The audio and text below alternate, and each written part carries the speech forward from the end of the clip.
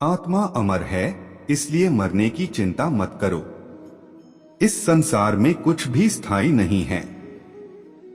नर्क के 3 द्वार हैं, काम, क्रोध और लोभ। मौन सबसे अच्छा उत्तर है किसी ऐसे व्यक्ति के लिए जो आपके शब्दों को महत्व नहीं देता। आत्मा का अंतिम लक्ष्य परमात्मा में मिल जाना होता है। धर्म केवल कर्म से होता है, कर्म के बिना धर्म की कोई परिभाषा ही नहीं है। अहंकार करने पर इंसान की प्रतिष्ठा, वंश, वैभव तीनों ही समाप्त हो जाते हैं। मैं सभी प्राणियों के हृदय में स्थित आत्मा हूँ। मैं सभी प्राणियों का आदि, मध्य और अंत भी हूँ। सत्य कभी नष्ट नहीं हो सकता। अच्छा करने से नहीं डरना चाहिए। समय कभी नहीं रुकता। आज यदि बुरा चल रहा है तो कल अवश्य अच्छा आएगा। आप केवल निस्वार्थ भाव से कर्म कीजिए। केवल वही आपके हाथ में है। मनुष्य कितना भी गोरा क्यों ना हो, परंतु उसकी परछाई सदैव काली होती है। मैं श्रेष्ठ हूं, यह आत्मविश्वास है। लेकिन सिर्फ मैं ही श्रेष्ठ हूं, यह अहंकार है। व्यक्ति जो चाहे बन सकता है यदि विश्वास के साथ इच्छित वस्तु पर लगातार चिंतन करें। प्रेम सदैव माफी मांगना पसंद करता है और अहंकार सदैव माफी सुनना पसंद करता है। जो रास्ता ईश्वर ने आपके लिए खोला है उसे कभी भी कोई बंद नहीं कर सकता। मनुष्य का जीवन केवल उसके कर्मों पर चलता है। जैसा कर्म होता है वैसा उसका जीवन होता है। एक बार माफ करके अच्छे बन जाओ, परंतु दोबारा उसी इंसान पर भरोसा करके बेवकूफ कभी न बनो। मन की गतिविधियों, होश, श्वास और भावनाओं के माध्यम से भगवान की शक्ति सदा तुम्हारे साथ है। जीवन में आधे दुख इस वजह से आते हैं क्योंकि हमने उनसे आशाएं रखी जिनसे हमें नहीं रखनी चाहिए थी। मैं ही इस सृष्टि की रचना करता हूँ, मैं ही इसका पालन पोषण करता हूँ और मैं ही इस सृष्टि का विनाश करता हूँ।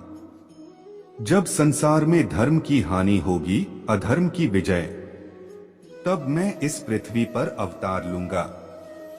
शांति से भी दुखों का अंत हो जाता है और शांत चित्त मनुष्य की बुद्धि शीघ्र ही स्थिर होकर परमात्मा से युक्त हो जाती है। हमारी आस्था की परीक्षा तब होती है जब हम जो चाहे वो न मिले और फिर भी हमारे दिल से प्रभु के लिए शुक्रिया ही निकले। लोग अक्सर सच कहने से बचते हैं या डरते हैं, पर सत्य कभी छुप नहीं सकता और न ही कभी मिट सकता है। कितना भी छुपा ले पर सच तो उजागर हो ही जाएगा। जो बात सच पर आधारित हो उसे करने या कहने और मानने से कभी नहीं डरना चाहिए। इच्छा पूरी नहीं होती तो क्रोध बढ़ता है और इच्छा पूरी होती है तो लोभ बढ़ता है। इसलिए जीवन की हर स्थिति में धैर्य बनाए रखना। धर्म केवल रास्ता दिखाता है, लेकिन मंजिल तक तो कर्म ही पहुंचाता है। वह जो सभी इच्छाएं त्याग देता है, मैं और मेरा की लालसा तथा भावना से मुक्त हो जाता है, उसे शांति प्राप्त होती है। श्री कृष्ण ने कहा है, अगर तुम्हें किसी ने दुखी किया है तो बुरा मत मानना। लोग उसी पेड़ पर पत्थर मारते हैं जिस पेड़ पर ज्यादा मीठे फल होते हैं। स्वार्थ से रिश्ते बनाने की कितनी भी कोशिश करें वो कभी नहीं बनते हैं, और प्रेम से बने रिश्तों को कितना भी तोड़ने की कोशिश करें वो कभी नहीं टूटते। अगर व्यक्ति शिक्षा से पहले संस्कार, व्यापार से पहले व्यवहार और भगवान से पहले माता पिता को पहचान ले तो जिंदगी में कभी कोई कठिनाई नहीं आएगी। जिस मनुष्य ने जवानी में बहुत पाप किए हैं उसे बुढ़ापे में नींद नहीं आती। श्री कृष्ण कहते हैं कि मनुष्य को अपने मन को बार बार समझाना चाहिए कि ईश्वर के सिवा उसका कोई नहीं है। परिवर्तन इस संसार का नियम है। कल जो किसी और का था आज वो तुम्हारा है एवं कल वो किसी और का होगा। विषयों का चिंतन करने से विषयों की आसक्ति होती है। आसक्ति से इच्छा उत्पन्न होती है और इच्छा से क्रोध होता है। क्रोध से सम्मोहन और अविवेक उत्पन्न होता है। जो कुछ हुआ अच्छे के लिए हुआ, जो हो रहा है अच्छे के लिए हो रहा है, जो होगा वह भी अच्छे के लिए ही होगा। मेरे लिए न कोई घृणित है और न ही कोई प्रिय, न कोई निर्धन है और न ही कोई धनी, बस जो भक्ति भाव के साथ मुझे याद करते हैं मैं उनका हूँ और वो मेरे। आप वही हैं जिसमें आप विश्वास करते हैं। आप वह बन जाते हैं जो आप मानते हैं कि आप बन सकते हैं। अगर तुम अपना कल्याण करना चाहते हो तो सभी तरह के उपदेशों, सभी धर्मों को छोड़कर मेरी शरण में आ जाओ, मैं तुम्हें मुक्ति प्रदान करूंगा। जिस इंसान के चारों तरफ नकारात्मक लोग रहते हैं, उस इंसान का मंजिल से भटक जाना तय है। जिंदगी में सब कुछ होना जैसा कुछ भी नहीं होता। हमेशा एक नई शुरुआत हमारा इंतजार कर रही होती है। इंद्रियों के अधीन होने से मनुष्य के जीवन में विकार और परेशानियां आती है। सुख दुख का आना जाना सर्दी गर्मी के आने जाने के जैसा ही है। इसलिए इन्हें सहन करना सीखना ही उचित है। निर्बलता अवश्य ईश्वर देता है, परंतु मर्यादा मनुष्य का मन खुद निर्माण करता है। जीवन में वाणी को संयम में रखना अनिवार्य है, क्योंकि वाणी से दिए हुए घाव कभी भरे नहीं जा सकते। मनुष्य उसके लिए शोक करता है जो शोक करने के योग्य नहीं है, और फिर भी ज्ञान की बातें करते हो। बुद्धिमान व्यक्ति ना जीवित और ना ही मृत व्यक्ति के लिए शोक करते हैं। मैं हमेशा तुम्हारे साथ और तुम्हारे आसपास रहता है, चाहे तुम कुछ भी कर रहे हो। जो हुआ अच्छा हुआ, जो होगा अच्छा होगा। स्वयं को मुझ पर छोड़ दो, अपने कर्म पर ध्यान दो।